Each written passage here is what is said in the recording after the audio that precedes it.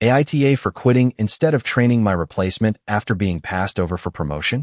I never imagined that a simple request for a promotion would end my professional life, but it did. I am Spencer. I am 27, and for 5 years, I believed that hard work and loyalty were rewarded. How naive I was. I joined the company right after college in an entry-level analyst position. The salary was enough to pay the rent and leave instant ramen behind. My plan was simple: work hard, improve, and climb the ladder, the typical American dream. But in practice, I ended up being the guy everyone dumped their problems on. If a client was panicking at 9 p.m., they called me. If a project was falling apart 2 days before the deadline, I would pull an all-nighter. If someone needed vacation coverage, there I was, sacrificing my weekends. I believed loyalty was a two-way street. Spoiler alert, it is not. The saddest part was how normal it had all become. Jasmine from accounting used to send me spreadsheets at 7 p.m. with the subject line urgent. They were never urgent, but I knew I would have them done before sunrise. Colin from operations treated me like his personal assistant. He would stop by my desk 3 times a day asking for help with things he should have mastered years ago. Never a please, never a thank you. Just the expectation that I would fix it. And I always did. I said yes to everything, thinking that is what being a good colleague meant, believing someone would notice my effort. My boss, Gordon, always told me I was indispensable to the department. "You are essential to keeping things running," he would say. What he really meant was, "We will never promote you because we need you exactly where you are." In March, the senior operations manager position opened up. It was practically the same job I was already doing, but with decision-making power and a decent salary. Gordon encouraged me to apply. He assured me it was my time, that I had the perfect profile. He even helped me prepare my application, and we did mock interviews. I spent 2 weeks perfecting every detail and made it through 3 rounds with different directors and the vice president. Everything went perfectly. After the final interview, the VP shook my hand and said, "I think you already know how this is going to end," smiling as if we shared a secret. I left the building convinced I had finally achieved what I had been working for. But they hired Avery. She had only been with the company for 14 months, and I know this with certainty because I was the one who trained her from her first day. I spent 2 weeks teaching her our systems, processes I had created myself, and client relationships I had spent years building. She was friendly, punctual, and did her tasks, but beyond that, she was an average employee. She did not stand out in any way. Yet, she was the one who got the promotion. Gordon called me into his office on a Friday afternoon, and as soon as I saw his face, I knew. He had that look of fake empathy people use when they are about to deliver bad news. "I wanted to tell you personally before the announcement," he began, feigning concern. "We have decided to give the senior manager position to Avery. I know this is not what you were hoping to hear, but the decision was based on her leadership experience. In her previous job, she led a team, and that gave her an edge with the directors." I just stared at him without saying a word, waiting for him to say there was another position available, something to soften the blow, but there was nothing. According to them, the woman who asked me for help 3 times a week just to answer client emails had more leadership experience. It made perfect sense. I did not want to scream, flip his desk, or walk out right then. I just nodded and asked if that was all. Gordon sighed in relief, glad I was not making a scene, and told me I was handling the situation very professionally, assuring me there would be more opportunities in the future. I went back to my desk.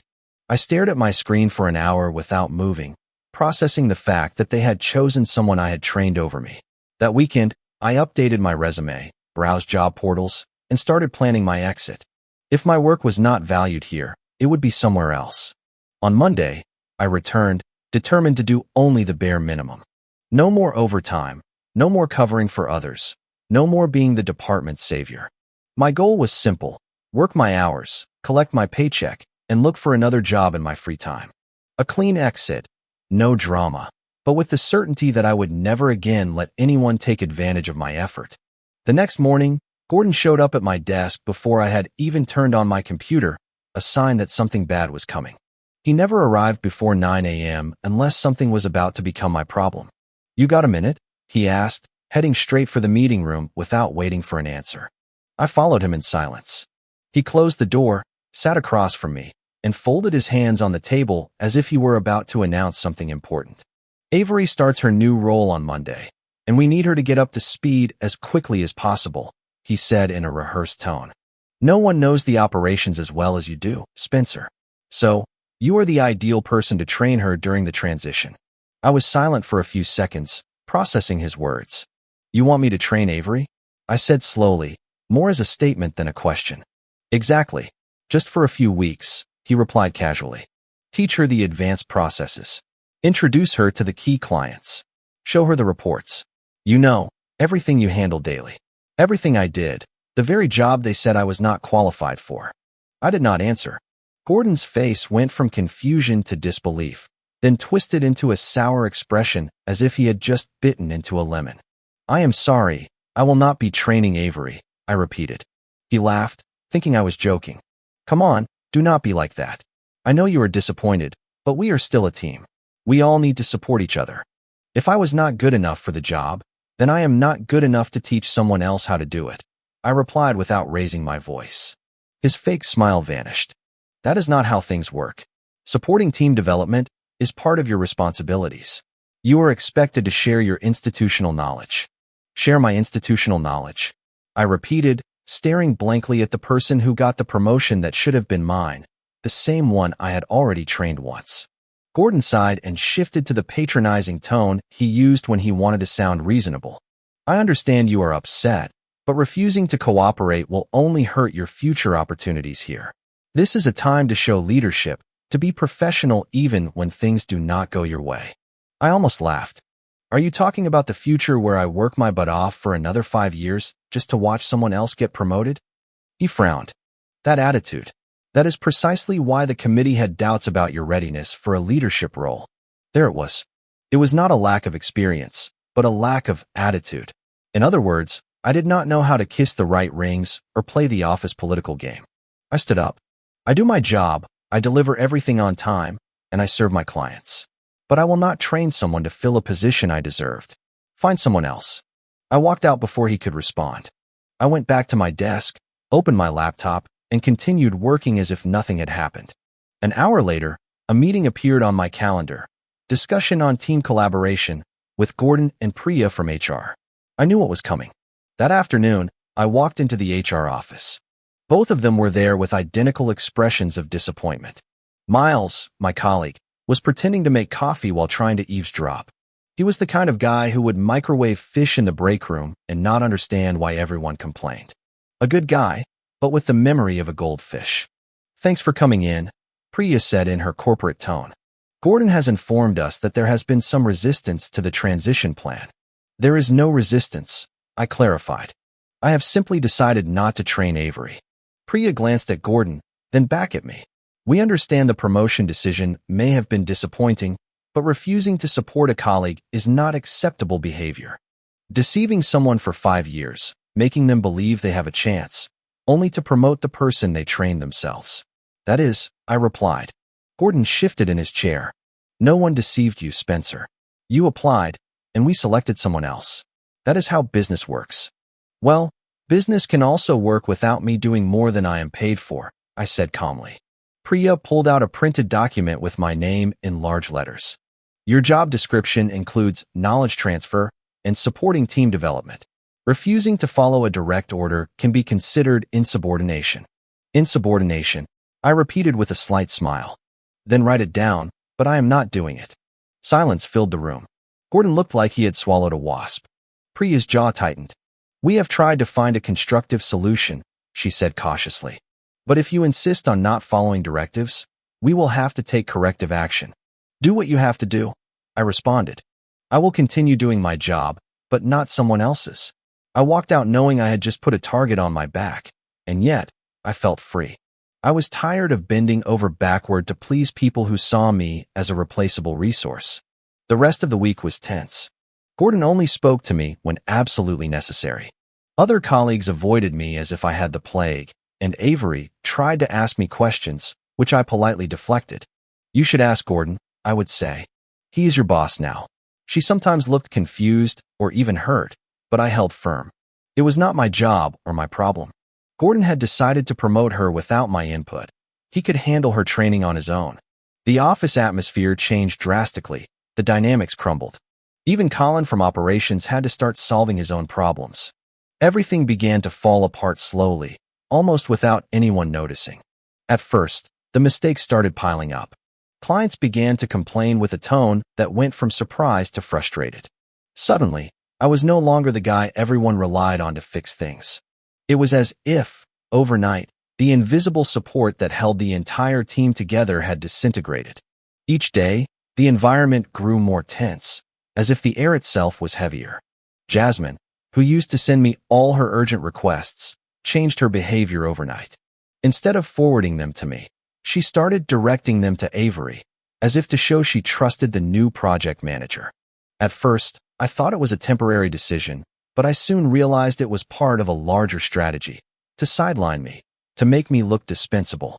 The problem was, Avery was not ready. She might have had a nice resume and the perfect smile for the directors, but she did not understand the real dynamics of the job. Every day, she would come to my desk, her face pale, her eyes filled with anxiety, and a blank notebook in hand. She would ask me to explain procedures I had created, workflows I knew by heart, which she now had to learn from scratch.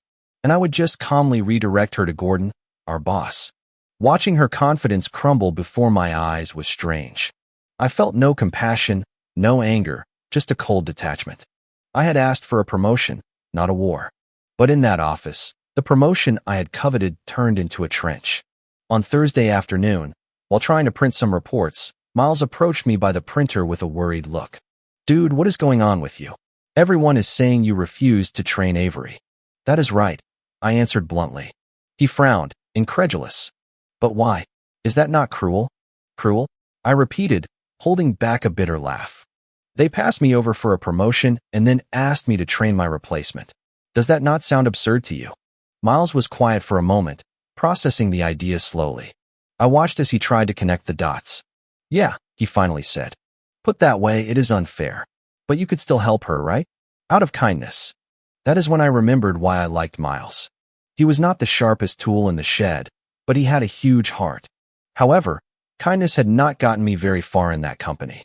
"Being kind is what got me into this mess," I said calmly. "I am done being the nice guy." By Friday, it was total chaos. Avery had missed 2 deadlines with important clients, sent the wrong financial report to one of our biggest accounts, and completely blanked during a presentation to the executives. No one knew what to say. From my desk, I watched the scene with a mix of helplessness and disinterest. It was no longer my responsibility. I had done my part for years, and the only thing I got in return was humiliation disguised as an opportunity. Later, Gordon cornered me in the break room, his face tense, a cup of coffee in his hand. "You know Avery is struggling," he said in a paternalistic tone. "Not my problem," I replied, pouring my own coffee. "When projects fail, it is everyone's problem," he retorted, trying to stay calm. "Then maybe you should have promoted someone who did not need constant supervision." His face instantly turned red. "You are being childish." "I am being professional," I countered serenely. "I do my job and nothing more." That night, on my way home, my phone rang. It was a recruiter who had seen my profile online. He told me about a company with a better environment, a higher salary, and, most importantly, real opportunities for growth. It sounded too good to be a coincidence. We scheduled an interview for the following week, and that call marked the moment I stopped feeling trapped. On Monday, as soon as I got to the office, I received a calendar invitation with the subject line "Performance Review Meeting." I did not have to think hard to know what it was about. They were either going to fire me or try to scare me with a performance improvement plan. Either way, I already knew what I was going to do. I walked into the meeting room with the tranquility of someone who has already made their decision. I knew they expected me to defend myself, beg for my job, or feel guilty, but I was already mentally checked out. My only interest was seeing their faces when I told them I was leaving. The room seemed smaller with the 4 people there. Gordon and Priya looked uncomfortable, as if they did not want to be there. Bianca, from HR, had the blank expression of someone who had been through this many times. In front of me was a pile of folders, printed sheets, and an air of false courtesy that reeked of hypocrisy. Just then, Miles passed by the hallway and gave me a thumbs up, naively believing it would be a good meeting. I smiled to myself. He had no idea. Bianca was the first to speak. "Spencer, We are here to discuss some concerns regarding your performance and your recent refusal to participate in certain team activities. I had to suppress a laugh. Performance concerns. For 5 years, I had received flawless evaluations, praise for my efficiency, for resolving crises caused by others, and suddenly I had problems. What kind of concerns exactly? I asked. Bianca shuffled her papers, pretending to look for something important. We have documented several incidents of a lack of cooperation, failure to complete assigned tasks, and an attitude that is affecting team morale. By assigned tasks, you mean training Avery, I replied without hesitation. Gordon intervened with a strained voice. Among other things, you have been participating less in collaborative projects. Several colleagues have reported your negative energy. That was the gem of the day. Negative energy, I said, smiling. So now we are doing corporate astrology. The same colleagues who used to overload me are now annoyed because I have stopped doing their work for free. Surprising. Priya jumped in with her ever-lofty tone. This is not about extra work, Spencer. It is about being a team player and supporting the company's goals. Then clarify something for me, I replied. What are my goals? Because as far as I know, I was not promoted to manager. My responsibility is to do my job, and I do it with precision, without a single mistake. Bianca looked down, flipped through pages, searched for data, trying to find proof that never existed. Finally, she said in a rehearsed voice, we are going to place you on a 60-day performance improvement plan. You will need to show concrete progress in collaboration and receptiveness to direction. The infamous PP, a corporate death sentence disguised as a lifeline. 2 months of observation where any misstep becomes the perfect pretext for a documented firing. That is when I took an envelope from my backpack and placed it calmly on the table. What is this? Gordon asked. My letter of resignation, I said without hesitation. The silence that followed was glorious. Bianca was speechless, her mouth half open. Gordon looked at me as if he had been punched. Priya was barely breathing, staring at the envelope as if it were about to explode. You cannot just quit like that, Gordon stammered. You have to give 2 weeks' notice. Actually, this is at-will employment, I replied serenely. I can leave whenever I want, just as you can fire me whenever you want.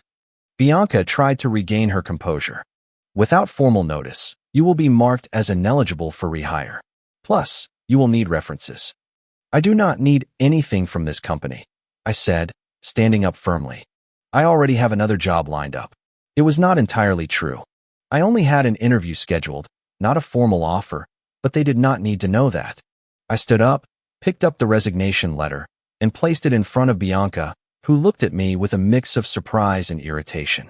I am out. Email me the final paperwork. Gordon also stood up abruptly. You cannot just walk out like this, he replied in an authoritative tone. You have active projects. We need time for a transition. I looked at him calmly. You should have thought of that before putting me on a PIP. All my work is documented in the shared folders. You will figure it out. Gordon raised his voice, red with frustration. This is completely unprofessional. I did not answer. This was survival. I left the room without looking back. I walked to my desk and started packing my things. Personal photos, my coffee mug, even the good stapler I had brought from home. It took about 10 minutes. The office was so quiet you could hear the hum of the lights. Everyone pretended to work, but they watched my every move. Jasmine looked horrified. Colin had the audacity to look at me with pity. Avery was nowhere to be seen, probably hiding in some meeting room. Then, Miles appeared with a bewildered look on his face. You are leaving? He asked incredulously. Yep, I replied calmly. Like right now? Exactly. His face went from surprise to a kind of confused respect. Whoa, that was awesome. Like in the movies. Hey, do you think I should do that someday? Only if you have another job lined up, buddy. Right, makes sense. He helped me carry a box to my car. I logged out of my computer and left my badge and access card on Gordon's desk. He was not there, probably still venting in the meeting room. I walked out the door at 11 a.m. on a random Tuesday. Once in my car, I took a deep breath. My phone was buzzing nonstop. A colleague sent a message. Did you just quit? I replied with a simple yes. Within seconds, everyone is in shock. I replied, perfect. I started the engine, drove home, and for the first time in 5 years, my mind did not think about work for a single second. What came next was a spectacle worth watching. Jasmine kept me updated. Avery was drowning in pending tasks. Projects were piling up, deadlines were being missed, and clients were demanding explanations because no one could find the reports. The filing system I had created turned out to be an incomprehensible labyrinth for others, and the notes I left were useless because they were never read. The weekly updates I had automated, no one knew how to run anymore. Relationships with suppliers fell apart. They had no contacts or negotiation history. An important client threatened to cancel their contract because Avery sent the wrong quarter's data. Another demanded a meeting with the directors after the delivery tracking system went down for 3 days. Colin, trying to fix something I used to do in minutes, managed to delete a complete backup of the database. Gordon tried calling me twice, leaving voicemails. He asked me to reconsider my decision, to organize a transition, even to grab coffee and talk. I deleted them all. Days later, Bianca emailed me asking me to participate in an exit interview. I replied, "All company property has been returned. Send any necessary documents for electronic signature." 2 weeks later, Jasmine wrote me again. Avery quit. What? She quit. Yeah, could not take it anymore. She was leaving at midnight every day and still falling behind. Clients were complaining. Gordon was pressuring her nonstop. She just walked out without notice. I laughed. So now they had no one. No one. And Gordon is losing his mind. They are trying to split your work among 3 people, and none of them know where to start. Perfect, I said. Over the next month, the news got better for me and worse for them. The division was crumbling, clients were canceling, employees were resigning, and projects were failing. The directors demanded explanations, but the chaos was irreversible. Meanwhile, I had already landed a job at a company that actually valued competence. Watching my old workplace fall apart from a distance was an indescribable pleasure, though the best part was yet to come. 3 days after my resignation, I was at home relaxing for the first time in years when the phone rang. It was my mom. I let it go to voicemail, but I knew she would insist. So I answered. "What happened?" was the first thing she said, without even a hello. "Good morning to you too," I replied sarcastically. "Do not be sarcastic with me. Your brother told me you quit your job. Is it true?" "Of course, Wesley. The golden child. 3 years older than me, Dad's pride, Mom's angel. He could do no wrong. He graduated in finance, a degree my parents paid for in full while I worked part-time to cover my own studies. He got a job at one of my dad's friends' companies. I had to send out over 200 resumes. Every achievement of mine was always overshadowed by his. If I made the honor roll, he made the dean's list. If I won a scholarship, he did not need one.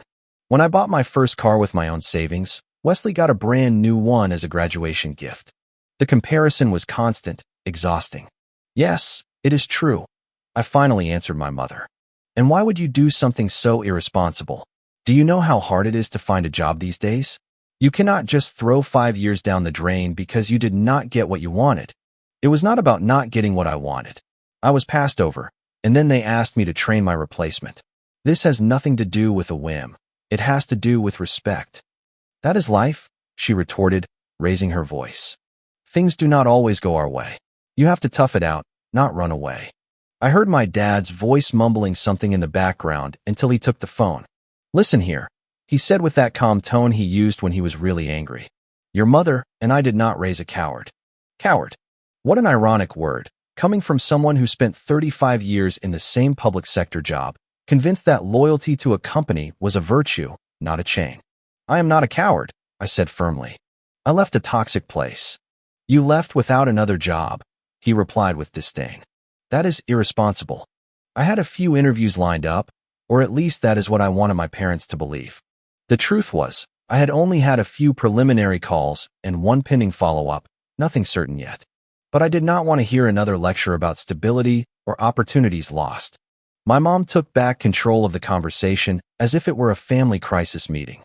"Spencer, you need to call your old company," she said in a tone that mixed concern with authority. "Apologize, explain it was a mistake. There is still time to get your job back." I let out an incredulous, bitter laugh. "Are you kidding? They tried to put me on a fabricated performance improvement plan just to justify not promoting me. Why on earth would I go back there?" My dad intervened with that silent authority he always used to end any discussion. Because you have nothing lined up, Spencer. And because leaving like that makes you look impulsive and unstable. In this industry, appearances are everything. Or do you think other companies will not find out? His words hit me harder than I wanted to admit. What do you mean, other companies will find out? I asked, though a part of me already feared the answer. The silence was so thick I could hear the hum of the refrigerator in the background. Finally, my mom spoke, avoiding my gaze. Your brother knows people in the industry. He is just trying to help you, dear. Help how? I asked, feeling my stomach clench. Another awkward pause. My dad cleared his throat before answering. He has been contacting a few colleagues. He wants to make sure this whole thing does not damage your reputation. I froze. Are you saying Wesley is talking about me to other companies? My mom replied defensively, almost irritated. Do not exaggerate. He is just networking. It is what brothers do. They support each other. You should be grateful he is concerned. I cut the call without another word. I just stared at the phone screen, feeling a mix of anger, betrayal, and helplessness. Wesley must have been telling his own version of events, painting me as an immature employee or someone with attitude problems. I called him immediately. He answered on the third ring. His voice relaxed, feigning normality. Hey, did Mom call you? What are you talking about? Do not play dumb. Why are you talking to people about me? He sighed as if I were a child who did not understand anything. Spencer, I am trying to help you. I know people in the logistics sector. I am doing damage control. Damage control? I repeated, incredulous. Yes, you walked out of a job without notice. That looks terrible. I am just trying to smooth things over before more doors close on you. My voice trembled with a mix of anger and frustration. I do not need you to spin anything. Stay out of my career. Someone has to be the adult here. He replied with that arrogant tone he always used to feel superior. You are acting emotionally without thinking about the consequences. I do not need your protection, I answered through gritted teeth. I just need you to stop meddling in my life. It becomes my problem when you make the family look bad, he shot back. Mom and Dad will have to explain to all our friends why our son quit his job like a spoiled teenager. That is when I understood everything. It was not about me or my future. It was about how my decisions affected their image and reputation. Stop talking about me to your contacts, I said in a sharp voice. Stop using my name in your conversations. Do whatever you want, he answered. But do not come crying to me when no one will hire you because you burned all your bridges. I hung up, blocked his number, then blocked my parents' numbers. I wanted silence, even if temporary. I thought that would be the end of the family drama. But 2 days later, an email changed everything. It came from an anonymous Gmail account. Subject, you should see this. Inside was a forwarded email chain between Wesley and a vice president from my old company, Russell, the same one who had interviewed me and ultimately chosen Avery for the promotion. I read each message with growing disbelief. The emails were from weeks before I had even resigned.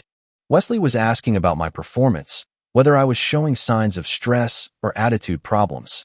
Russell was diplomatic at first, but Wesley insisted with his tone of false concern, saying he was worried about my well-being. Finally, Russell caved. He talked about the promotion process, explained they chose someone else, and that I had not reacted well to the news. He even mentioned my resistance to training my replacement. And then came the words that made me sick. Wesley's reply, that sounds like Spencer. He has always had a problem with authority. Maybe he needs a little discipline to mature. I stood up so fast I almost knocked over my chair. I ran to the bathroom and leaned over the toilet. There was nothing in my stomach, but the heaving would not stop. When the shaking passed, I let myself fall onto the cold floor, staring at the ceiling, trying to understand how my own family could do something like this to me. I saved the emails in an encrypted folder and, without a second thought, called a lawyer. Owen, a labor law specialist with an excellent reputation, saw me the next day in his office. He was a middle-aged man with salt and pepper hair and a look that inspired confidence. He reviewed the emails carefully. After a few minutes, he smiled with a mix of surprise and satisfaction. This is very serious, he said, turning the screen towards me. For them, not for you. Can I sue? I asked, incredulous. Absolutely. The company violated laws against retaliation, and your brother's intervention demonstrates coordination, which worsens their position. He took my case on a contingency fee basis. I would not have to pay anything unless we won. For the first time in weeks, I felt like I was regaining some control. While Owen prepared the lawsuit, I continued trying to rebuild my professional life.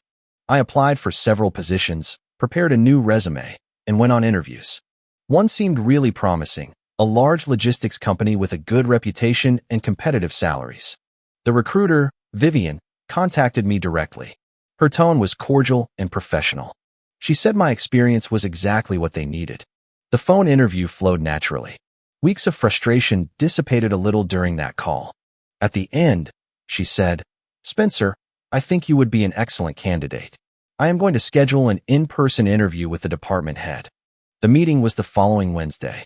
I arrived in a sharp suit with a well-organized portfolio. In the room were 3 people, including the director of the area. Everything went flawlessly. Technical questions, leadership examples, a few laughs at the end. When the interview concluded, the director gave me a sincere smile. "We just need to check your references. I think you would fit in perfectly with our team. We will be in touch before the end of the week." I left the building with my heart racing. I walked down the sidewalk with a feeling I had not had in months, hope. But on Friday afternoon, when the phone rang and I saw Vivian's number, something in my stomach tightened. "Hello, Spencer," she said, her tone colder than before. "We need to talk about something that came up during your reference check." "What happened?" I asked, feeling the adrenaline rise. "We contacted your former company, and the feedback was not favorable." "What did they say exactly?" I hesitated. "They mentioned you had performance issues, that you refused to follow instructions, and that you left the job without notice right after being placed on an improvement plan." I was breathless. "That is completely false. I resigned because they were retaliating against me." "Retaliation?" "Yes. In fact, I am currently suing them for wrongful termination and workplace retaliation." The silence on the other end was long and heavy. Finally, Vivian spoke in a low voice. "I see. But having an open lawsuit against a previous employer represents a risk for us.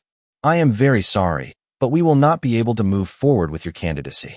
I tried to explain, begged her to verify things for herself, not to rely on slander, but her response was polite and final. "I wish you the best, Spencer." Truly. The call ended, and I stared at the screen. I felt a mix of rage and despair. They had not just stolen an opportunity from me, they had destroyed my reputation. The next 2 interviews went the same way. Everything was going well until the reference check stage. Then came the silence, rejection emails, and vague excuses about concerns regarding my attitude and professionalism. It was clear my name was blacklisted, and the most painful part was knowing the first blow came from where I least expected it, my own blood. I started to feel like someone was hunting me. Every opportunity that seemed to open up would suddenly slam shut at the last moment. Every promising interview ended with an inexplicable rejection. My savings were slowly dwindling. The rent due date was approaching, and no matter how hard I tried, no one would hire me. The worst part was knowing it was all because of my old job, where someone was deliberately ruining my reputation. After the 3rd rejection, I called Owen, my lawyer, to tell him what was happening. His response was immediate and firm. "That is illegal, Spencer. A company cannot lie during a reference check. This strengthens our case. Send me everything you have." That same night, I received another anonymous email. The subject read, "More proof." Inside was another email chain, this time between the Human Resources Department and Wesley, dated after I had already resigned and hired Owen. Wesley was still coordinating with them, planning how to fight my lawsuit and, even worse, discussing how to falsify poor performance reports to justify their actions. In one of the messages, the vice president suggested they should protect the industry by warning other companies about me. Wesley agreed and promised to spread the information through his network. I called Owen immediately, even though it was late. After seeing everything, he said with a tense voice, "This is a conspiracy, defamation, and tortious interference with your professional life. They are finished." He added, "Wesley is an active participant. This is completely actionable." The following Monday, Owen filed an amendment to the lawsuit, including Wesley as a co-defendant. By Tuesday, my old company's lawyers were already calling, trying to reach a settlement. Owen flatly refused. On Wednesday, I received a call from an unknown number. I let it go to voicemail. It was my mother, using another phone because I had blocked hers. Her voice was furious. "You sued your own brother?" If you continue with this, you are out of this family. I did not respond. She had made her position very clear. A week later, Tessa and Graham, two former employees of the company, contacted Owen. Both had gone through situations similar to mine. Tessa had worked there for 7 years until she questioned an order from the directors that seemed illegal. She went to HR for guidance, but 2 months later, she was put on a performance improvement plan and fired shortly after. She tried to find work for 6 months, but in every interview, recruiters hinted at concerns about her judgment. Graham, on the other hand, had reported workplace safety violations. He was fired 3 weeks later for alleged attendance issues, even though his records were spotless. Since then, no one would hire him. One recruiter confidentially told him that his former employer had flagged him as conflict-prone and high risk. This is a pattern, Owen said seriously. Exactly what we needed. Both joined the lawsuit. It was no longer just about me. It was about a widespread system of retaliation. The discovery process began. Owen subpoenaed all emails and records. The company resisted, but the judge ordered compliance. Meanwhile, my parents started calling other family members, telling their distorted version of the facts. Many relatives sided with them. I received messages accusing me of being vindictive and ruining Wesley's life. The only person willing to listen was Cora, my cousin. We arranged to meet at a coffee shop. "Your dad has done this before," she confessed, stirring her coffee, sabotaging people. "I mean, remember when I applied for that training program after high school?" I nodded vaguely. "Your dad called the coordinator and said I was not reliable. It was all a lie, but he closed the door on me. You know why? Because Wesley had also applied. And of course, your dad did not want any competition. Wesley got in, and I ended up working in a retail store for 3 years. I felt a knot in my stomach. I had no idea that had happened. I only found out because the coordinator told my mom sometime later. Your dad has always protected Wesley at the expense of others." 3 weeks later, the boxes of subpoenaed documents arrived, thousands of printed pages. What we found was devastating, a literal list titled "Do Not Rehire," with codes next to each name. My name appeared with the tag, litigious. Alert others. Tessa's and Graham's names were there too, all cataloged as problematic. But the worst was yet to come. The email showed that the Human Resources Department maintained constant communication with other large companies in the sector, exchanging information about conflict employees, creating a true network of professional blacklists. Owen called me that night. "This is much bigger than we thought. We are going after the whole network." "Can we do that?" I asked. "We can try. It will be complicated." "I do not care," I replied. They destroyed entire careers. When the scale of the case became public, my parents went ballistic. They tried to contact me from various numbers. When they got no response, they showed up at my door. They knocked insistently until I opened it. My father pushed his way in. "Stop this right now. Get out of my house," I ordered. "Not until you listen," he responded. "You are ruining your brother's life."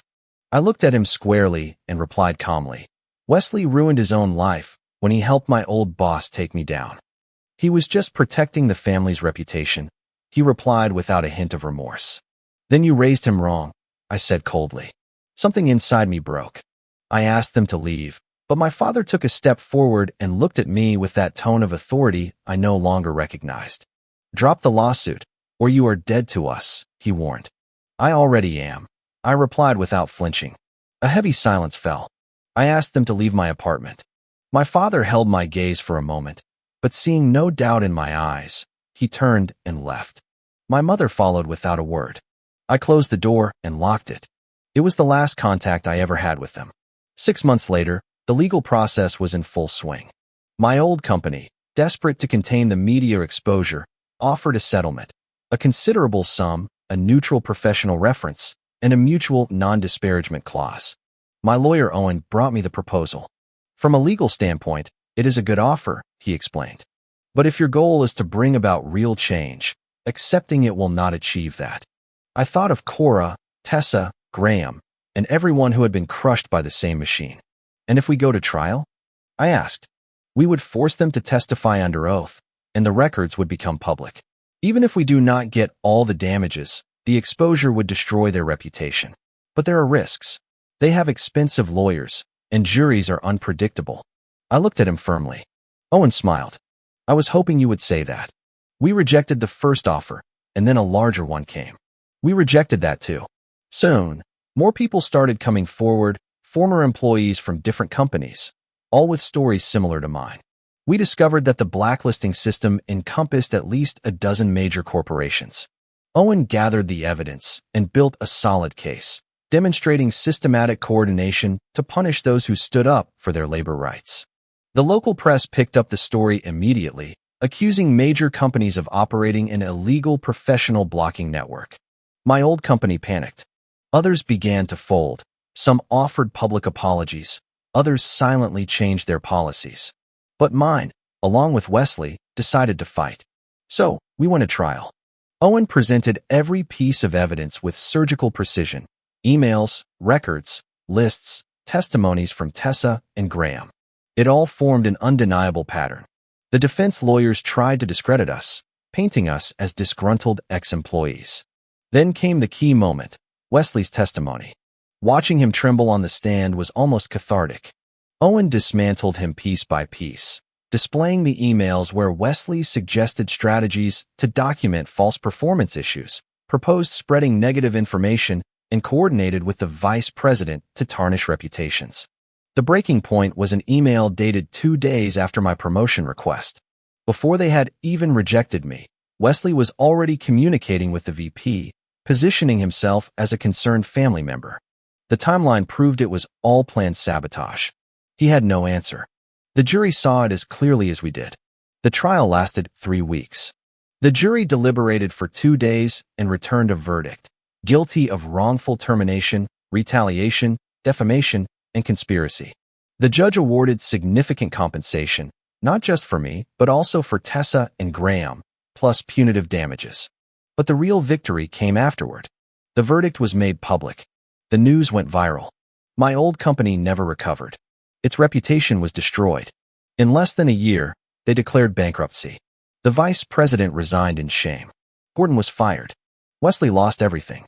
His own company forced him out, and no one ever hired him again. My parents never apologized. They simply cut all contact. Cora told me they were telling people I was mentally unstable. I did not care. I had rebuilt my life. I had a better job, stability, and the settlement allowed me to pay off debts and create an emergency fund. But most importantly, I regained something they never gave me: self-respect. Many told me I should have let the past go, that holding on to resentment was not healthy. But those people were never betrayed by their own family, nor did they watch their career be destroyed from the inside. I chose to fight, and I won, not just for myself, but for everyone who had ever been silenced. 2 years after the verdict, I still receive messages from people who suffered under the same system, thanking me for exposing it. Knowing they got their careers back makes it all worthwhile. A few months ago, I ran into Miles by chance at a coffee shop. He was still in the logistics sector, but at a different company. "Spencer," he said, surprised. "I heard everything that happened. That was crazy." He ordered a coffee with 7 different modifications and then asked me with a naive smile, "In the end, did you ever train Avery?" I could not help but laugh. "No, Miles, I never did." "Oh," he replied seriously. "So it makes sense that everything fell apart." "Probably," I answered. He nodded wisely, paused, and then asked, "Are you still mad at all of them?" "At some of them, yes," I replied. "Makes sense," he said. "I would be too if I understood what they did to you." We said goodbye with a casual wave. I watched him leave and realized he was right. I no longer carried the same weight. Despite the pain of losing my family, despite all the exhaustion, I was at peace because I learned not to confuse loyalty with submission, nor sacrifice with respect. My parents still do not speak to me. The last I heard, they were telling people that Wesley was the victim and that I had ruined him out of spite. They can think what they want. The court documents tell a different story. Cora recently mentioned that Wesley is working a menial job in another state, completely blackballed from the logistics sector. The irony made me smile. Gordon ended up at a smaller company in a lower position. According to Jasmine, he aged a decade in just 1 year. Karma has its own pace. And Avery, from what I heard, left the industry entirely. She could not handle the scrutiny when it was revealed how she got the promotion. It turned out Gordon had been pursuing her. That smile from the vice president during my final interview confirmed it all. The whole thing was a sham disguised as professional merit. The case files made it clear. They did not choose me for a lack of leadership, but because Gordon manipulated the directors while sabotaging me from behind, obsessed with a woman who did not even want him. Tessa and Graham used their compensation to start a logistics consulting firm. They offered me a partnership, but I decided not to return to that world. I needed distance, silence, and an environment where people did not measure others' worth by what they could exploit from them. Over time, I moved to another city. It was not an impulsive decision, but a way to start fresh, without the shadows of the past. I found a smaller company with an honest team, where respect was not a favor, but a standard. My current boss, a sensible guy, values results more than appearances. For the first time in a long time, I feel like my work has a real purpose. I invested part of the settlement money. The rest I used to pay off debts and help some former colleagues who, like me, were marginalized by that system. Today, I have stability, but more importantly, I have peace. Every now and then, someone from the past writes to me, some to congratulate me, others just out of curiosity. Sometimes they mention Wesley, Gordon, or even Avery. They say their lives were never the same, that the industry does not see them in the same light. I do not take joy in their downfall, but I am comforted knowing that the consequences finally caught up with those who acted without ethics. My parents still have not reached out, although a part of me still mourns that. I have come to understand that some losses are liberating. I do not need them to believe me, forgive me, or love me out of obligation. I have learned that family can also be made up of those who respect you, not just those who share your last name. Sometimes I wake up early, make coffee, and review the old emails from the lawsuit, not for nostalgia, but to remind myself that I survived. Everything they destroyed, I rebuilt with my own 2 hands, and above all, I understood that dignity is non-negotiable. Today, I walk without fear. Comment. Reflecting on everything Spencer went through really makes you pause and think, doesn't it? It reminds us that our dignity and self-respect are non-negotiable. True loyalty should never be a one-way street. It must be earned and reciprocated. Sometimes, the bravest thing you can do is walk away from what is breaking you, even when it feels terrifying. This story also shows us that the family we choose, the people who truly support and respect us, can be more powerful than the family we were born into. Even when bridges are burned, you have the strength within you to build new ones that lead somewhere better. Standing up for what is right is not just about you. It can create a ripple effect that helps others who are suffering in silence. It's a powerful call to live with integrity and never let anyone else define your worth. Remember to value yourself first, because your peace of mind is the greatest success you can achieve. If you liked it, don't forget to leave a comment and support the channel by subscribing. See you in the upcoming stories.